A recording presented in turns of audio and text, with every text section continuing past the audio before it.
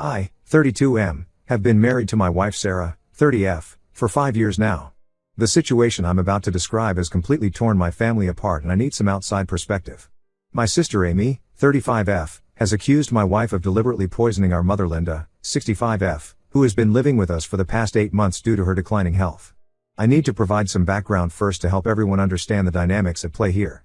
Our mother was diagnosed with a rare autoimmune condition last year that severely affects her ability to digest food properly.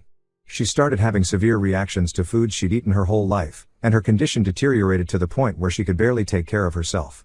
Her doctors recommended she move in with family members who could monitor her diet and help with her daily care. Since I have a large house in the suburbs and Sarah works from home as a nutritionist with her own practice, we offered to take Mom in.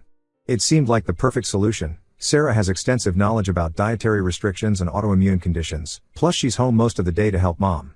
Amy wasn't happy about this arrangement from the start because she felt that as the older sibling and a registered nurse, she should be the one taking care of Mom.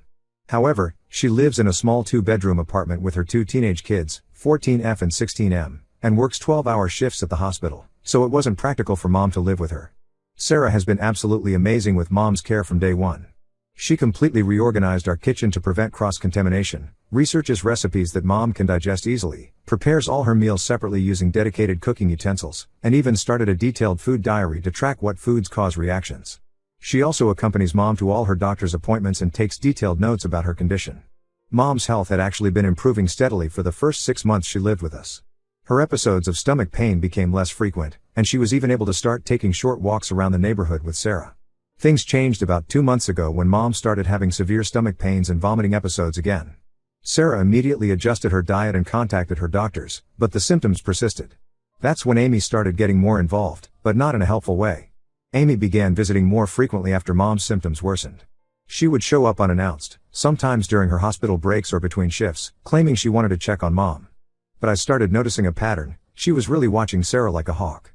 She would hover in the kitchen when Sarah was preparing Mom's meals, ask pointed questions about every ingredient, and even started taking photos of medicine bottles and food packages when she thought no one was looking. Sarah tried to be patient and answer all her questions, even offering to share Mom's food diary and the research she'd done about managing the condition. Amy's behavior got increasingly aggressive. She started making snide comments about Sarah's qualifications, suggesting that being a nutritionist wasn't the same as being a real medical professional like herself. She would question every decision Sarah made about Mom's care, from the brands of supplements she bought to the times she served meals.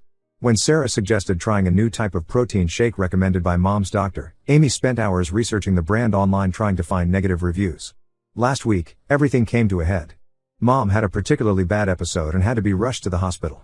While we were all in the waiting room, Amy suddenly started screaming at Sarah, accusing her of deliberately contaminating Mom's food with ingredients she knew would trigger reactions.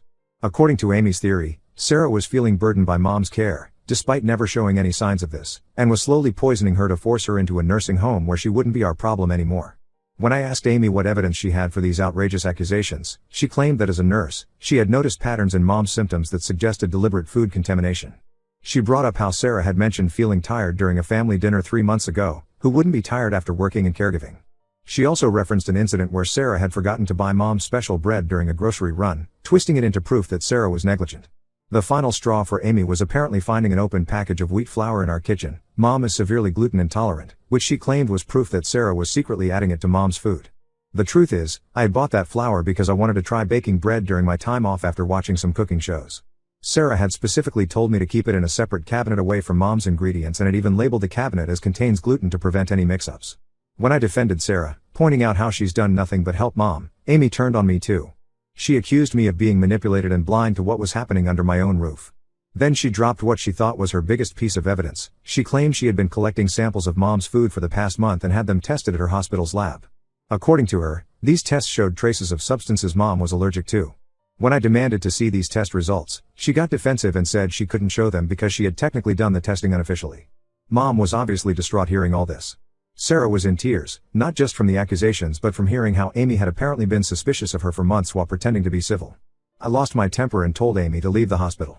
I told her she was no longer welcome in our house unless she apologized to Sarah and admitted she was wrong. She refused and instead threatened to report Sarah to Adult Protective Services. Looking back, there have been signs of Amy's hostility towards Sarah from the beginning of our relationship. When we first started dating 6 years ago, Amy was convinced Sarah was a gold digger because she came from a wealthy family but chose to work as a nutritionist instead of joining her family's business. She would make comments about Sarah playing and having a career while secretly planning to inherit her family's money. Even after Sarah proved herself by signing a prenup that Amy didn't know about and building her own successful practice from scratch, Amy remained cold towards her. There's also the fact that Amy never approved of anyone I dated, claiming they weren't good enough for her little brother. Before Sarah, I dated someone Amy initially liked, but as soon as things got serious, Amy found reasons to criticize her too. She's always been overprotective, but this situation with Sarah has taken it to a whole new level. I decided to cut contact with Amy until she comes to her senses. Our other family members are divided. Our cousins think I'm being too harsh and should at least hear Amy out since she has medical training and might have noticed something we missed. But our aunts and uncles agree that her accusations are ridiculous and harmful, especially since she can't provide any actual evidence. Mom is still in the hospital, and her doctors are running tests to figure out what caused the recent decline in her condition.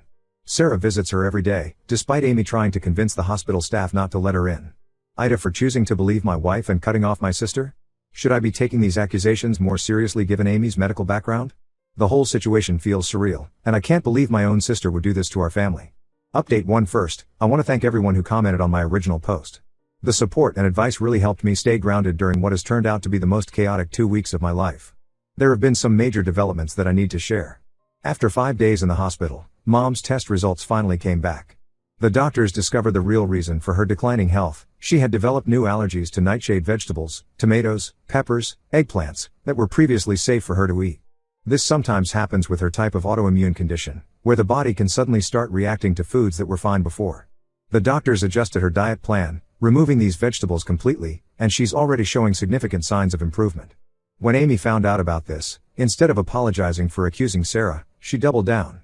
She claimed that Sarah, being a nutritionist, must have known about these new allergies developing but kept feeding Mom those vegetables anyway. She even went as far as to say that Sarah probably noticed Mom's initial mild reactions but continued serving these foods to make her condition worse. This made absolutely no sense because Sarah was the one who first suggested to Mom's doctors that her symptoms seemed similar to her previous food reactions and requested the allergy tests. But here's where things get really interesting, and this is what finally exposed everything. Last Friday, I ran into Monica, one of Amy's coworkers who has been a family friend for years, at the grocery store. She asked how Mom was doing and mentioned how worried she was about Amy's recent behavior at work. When I asked what she meant, Monica revealed something shocking. Amy had never actually had Mom's food tested at the hospital lab. Monica explained that such unofficial testing would be impossible due to strict protocols about lab use and sample testing. Not only that, but Amy doesn't even have access to that department. As a nurse in the cardiac unit, she would have no way to run food contamination tests. When Monica heard through hospital gossip that Amy was claiming to have done these tests, she was concerned but didn't know how to bring it up. I decided to confront Amy about this lie immediately. I drove to her apartment that evening and showed her my phone recordings of my conversation with Monica. My state allows one-party consent for recordings. At first, Amy tried to claim that Monica was lying to protect the hospital, but when I pressed her about the specific details of these supposed tests, she finally broke down. She admitted she had made up the whole testing story because she was so sure Sarah was hurting Mom and thought having evidence would make everyone believe her. This led to a huge family meeting the next day where even more truth came out. We discovered that Amy had been systematically poisoning other family members' opinions of Sarah for weeks. She had created a private group chat called Protecting Mom where she had been sharing her concerns about Sarah's care of Mom, carefully excluding me and anyone who might defend my wife. She had been sending updates about Mom's condition that exaggerated her symptoms and implied Sarah's involvement. The most disturbing discovery came when our cousin Jenny pulled me aside after the family meeting. She revealed that during one of Amy's surprise visits to check on Mom, she had actually planted a hidden camera in our living room. Jenny only knew about this because Amy had tried to get her husband, who works in security, to help her set up additional cameras. He had refused and told Jenny about it, but Jenny had been too uncomfortable to tell me until now. When confronted about the hidden camera, Amy tried to justify it by claiming she did it to protect Mom. But when we demanded to see the footage, she admitted she hadn't found anything suspicious, just hours of Sarah patiently helping Mom with her meals, medications, and daily activities. The camera has since been removed and turned over to our lawyer, as this type of surveillance is illegal in our state without consent. Sarah is understandably devastated by all of this. She's been having anxiety attacks, especially after we discovered that Amy's campaign against her had spread beyond our family. Amy had been approaching Sarah's clients at the hospital. Many of her nutrition clients are referred by doctors there, and implying that Sarah was untrustworthy. She never made direct accusations, but she would say things like I wouldn't trust my family member with her or you might want to get a second opinion. As a result, Sarah is considering taking a break from her practice. Several clients have already canceled their consultations, and a doctor who regularly referred patients to her has stopped doing so. She's worried her professional reputation has been permanently damaged by Amy's rumors. I've consulted a lawyer about possible legal action against Amy for defamation and illegal surveillance. The lawyer believes we have a strong case, especially with the hidden camera evidence and the documented lies about the hospital tests. Most family members are now firmly on our side after learning about Amy's deception, but some still think we should work things out because we're family. They keep saying things like she was just worried about Mom or her heart was in the right place. Mom is especially torn about the whole situation. While she knows Sarah is innocent and has been nothing but helpful, she hates seeing her children at odds with each other. She's been crying a lot and blaming herself, wondering if she should have just moved into a nursing home instead of living with us. Sarah and I keep reassuring her that none of this is her fault, but it's hard seeing her so distressed. I'm planning to move forward with the legal action regardless of what anyone thinks. Amy's lies and actions have nearly destroyed my wife's professional reputation and have caused serious emotional distress to our entire family. I'll post another update when there are more developments. Update 2: The situation has taken several unexpected turns that I need to share. While going through old family photos with Mom during her recovery, we stumbled upon something that has completely changed our understanding of Amy's behavior.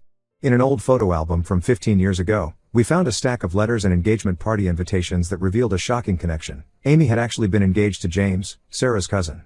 Mom confirmed the story. Apparently, Amy and James had dated for 3 years and were engaged to be married. The engagement ended abruptly when James left Amy for another woman just 2 months before their planned wedding. Amy was devastated and had to cancel everything. She took it so hard that she moved to another state for a year to recover. When she came back, she never mentioned James or what happened, and the family respected her wishes by never bringing it up. Sarah had no idea about any of this because she wasn't close to that side of her family growing up. She was away at college when all this happened, and James was the black sheep of their family who everyone avoided talking about. The few times Sarah had mentioned James in passing, Amy had never shown any reaction that would suggest their history. But here's where it gets even more complicated.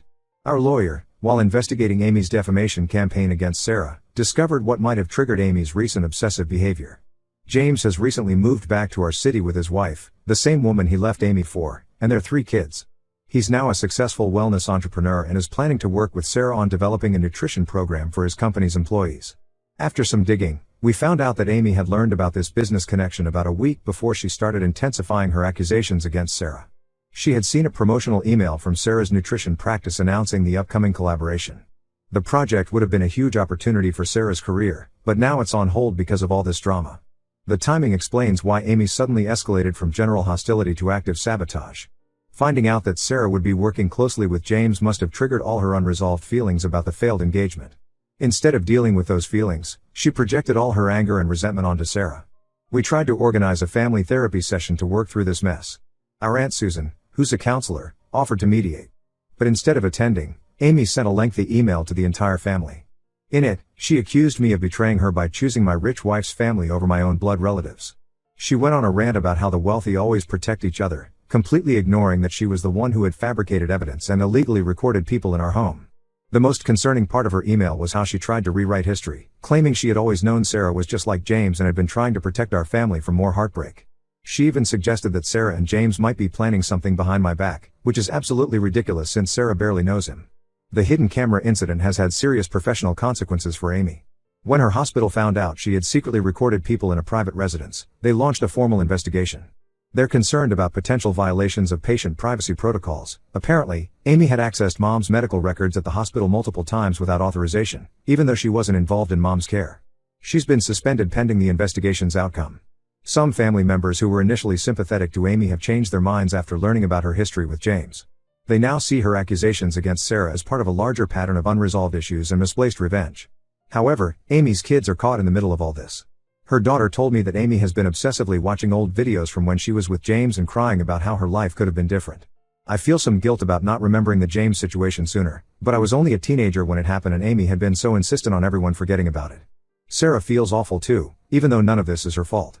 She offered to withdraw from the project with James to keep the peace, but I told her she shouldn't have to sacrifice professional opportunities because of Amy's issues. Mom is doing much better health-wise, but this revelation about Amy and James has her questioning everything.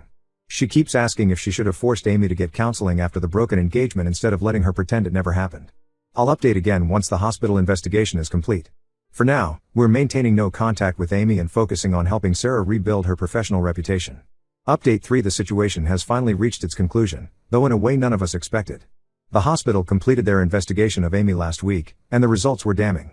They discovered that beyond accessing Mom's records without authorization, She had been using her position to look up medical information about Sarah's clients.